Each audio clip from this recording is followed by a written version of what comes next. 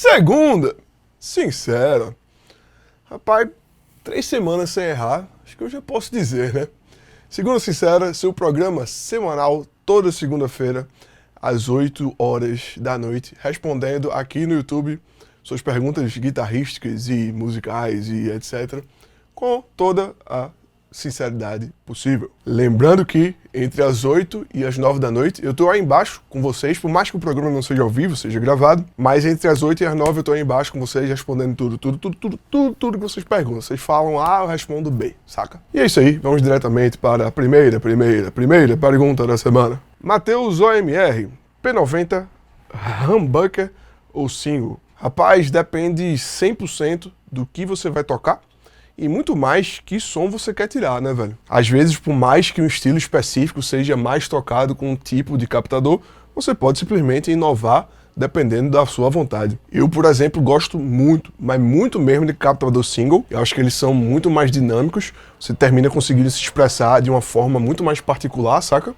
Muito menos dura. E hoje a gente já tem uma porrada de captador single que corta ruído, que são captadores singles modernos, saca? Que não tem aqueles problemas clássicos dos captadores antigos de guitarra, que você liga uma distorção mais forte e eles viram basicamente uma geração de ruído. Como meio termo aí, a gente tem os P90, que são um pouquinho mais gordinhos, eu tenho uns P90 aqui instalados na minha semiacústica. Eles têm um pouco mais de saída do que os single, mas não são tão fortes, tão quentes quanto os humbuckers. E tem também um som instaladinho mais parecido com os singles. E por último, os humbuckers, que curiosamente, ultimamente, por mais que eu seja bem roqueiro e metaleiro, etc., são os captadores que eu menos tenho curtido, velho. Mas isso é coisa de época também. Mas se você for fazer aquela pergunta, né, de uma guitarra, uma combinação para levar para uma ilha deserta, eu escolheria uma guitarra que tivesse um humbucker e 2 singles, e que preferencialmente esse humbucker você pudesse utilizar os captadores de maneira isolada. Como por exemplo aqui nessa guitarra, que na segunda posição eu consigo combinar um dos captadores do meu humbucker da ponte com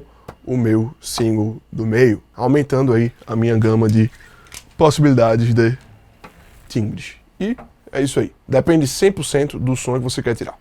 Próxima pergunta. O falante do seu Bandit 112 é o Blue Marvel. Acha ele bom? Vale a pena trocar? Então, Miguel Friedrich, 97. Sim, o falante do Bandit que eu usei no último vídeo aí sobre o Jack Hammer é o Blue Marvel. E assim, velho, é um falante que funciona muito bem com o Bandit, saca? Eu sou bem satisfeito com a proposta sonora e com a potência e com a sensibilidade desse falante nesse amplificador específico, mas se você quiser saber como o Bandit se comporta com outros tipos de falantes, tem um vídeo muito massa do Thiago Sfossin, vou deixar aqui no card, que ele testa uma porrada de falantes com o Bandit, uma porrada de possibilidades diferentes, e aí você pode dar uma sacada lá e ver se lhe interessa a mudança do teu falante, até porque é uma mudança muito drástica no timbre. E tudo é muito relativo, velho. Por exemplo, um falante que eu gosto muito, que é o V30, com o Bandit eu não gostei, de acordo com esse vídeo que tá aqui no card do Thiago Sfossin, e o meu preferido foi o G12T75, mas dá uma sacada lá que vale muito a pena. Próxima pergunta. Fone de ouvido para ouvir guitarra, custo-benefício. Então, Dante Med 7. Esse aqui, definitivamente, acho que é um dos fones que mais entram nessa categoria aí de custo-benefício, que é o Superlux HD681. Eu tenho 2 desses, tenho um aqui no estúdio e outro lá em casa. É um fone realmente muito bom, dá inclusive para você mixar nele, se for o caso. E ele é extremamente confortável, velho. Você consegue passar o dia todo tocando com ele e o seu ouvido não cansa. Superlux HD681. Próxima pergunta.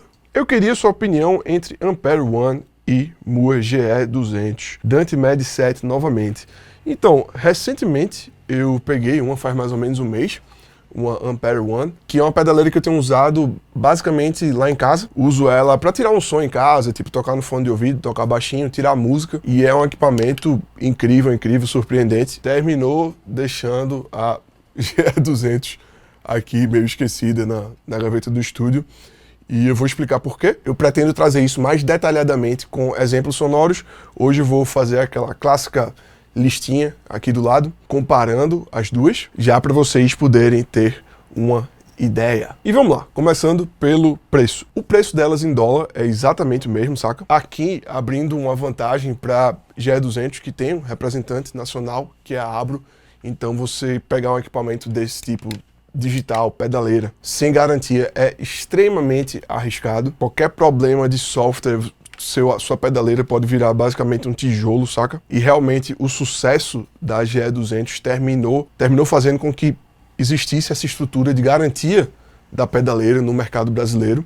Então isso claramente é uma vantagem muito grande para quem quiser ter a GE200. Então, preço exatamente o mesmo, garantia brasileira, GE200 ganha com toda certeza. Falando sobre os pré-amplificadores das pedaleiras. Os pré-amps da Ampere One são muito bons, velho. Realmente muito, muito bons, mas são limitados aos que vêm já na pedaleira.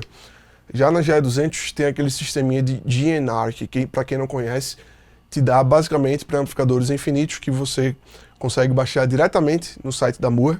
E são basicamente pré-amplificadores clonados com o aplicativo da Moore. A galera clona uma porrada de amps, de cabeçotes, no caso, de pré-amplificadores, e deixa lá disponíveis para você colocar tanto na sua GE200 quanto na sua GE250 ou na sua GE300. Isso realmente é uma diferença bem bacana da GE200. Você tem pré-amplificadores infinitos, basicamente. Quando a gente começa a falar de Impulse Response de IR, que as duas aceitam Impulse Response de terceiro, começa a ficar complicado para a GE200, porque ela só lê até 512 sample points dos Impulse Response de terceiros que você coloca nela, enquanto a Ampere One lê 1024, que é o dobro de sample point da GE200. E eu acredito que é exatamente por isso que muita gente diz que a Ampere One tem um som mais orgânico, saca? Esses sample points se referem basicamente ao espectro de frequências que a pedaleira consegue ler e reproduzir desses impulse responses. E os 1024 sample points que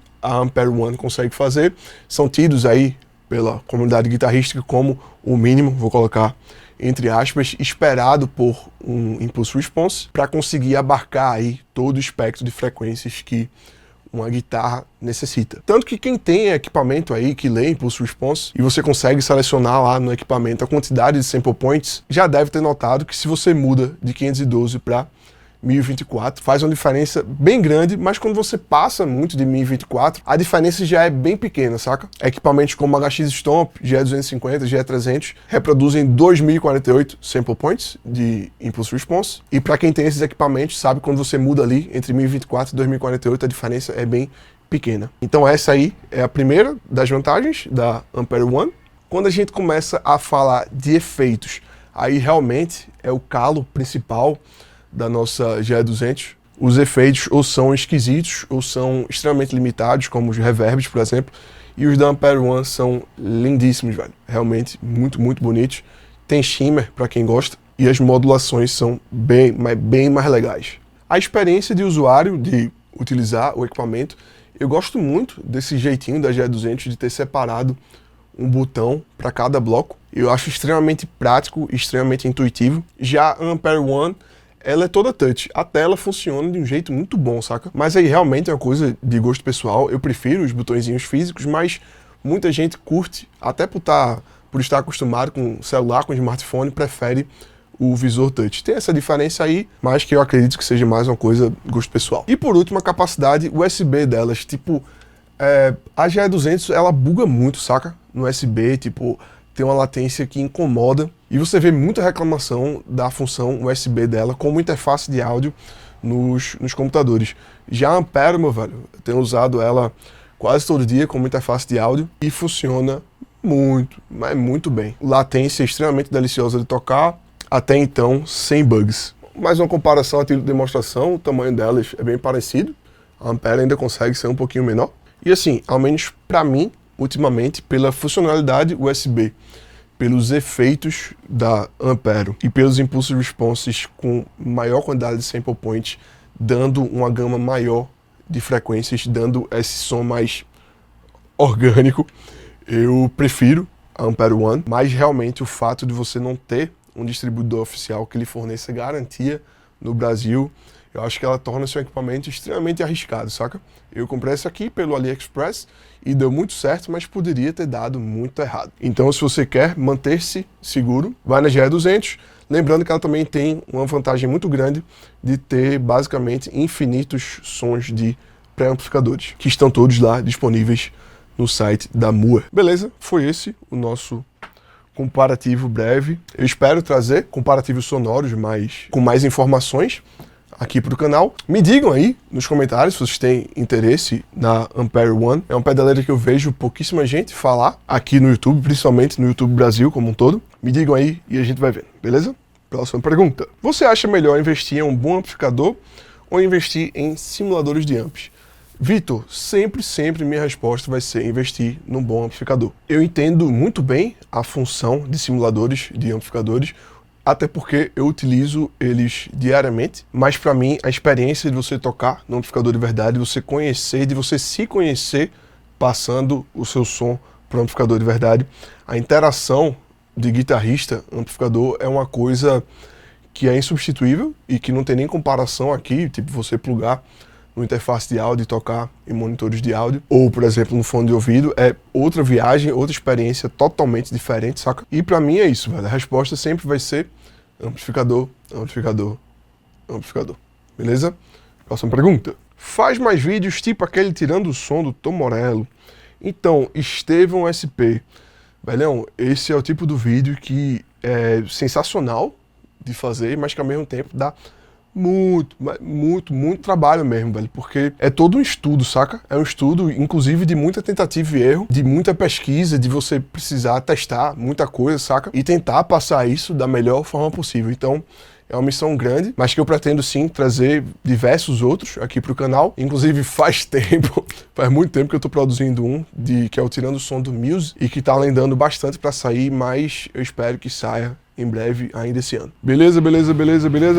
Foi isso aí, mais um Segunda Sincera. Não se esqueça que nessa próxima hora aí, entre as 8 e as 9 da noite, estou aí embaixo respondendo tudo que vocês perguntam. Não se esqueça de deixar o comentário, deixar o like, se inscrever no canal. E se quiser ajudar mais ainda, meu velho, a partir de R$5 você já pode tornar-se membro aqui do canal e ajudar essa história aqui a manter-se viva e com cada vez mais frequência de vídeos.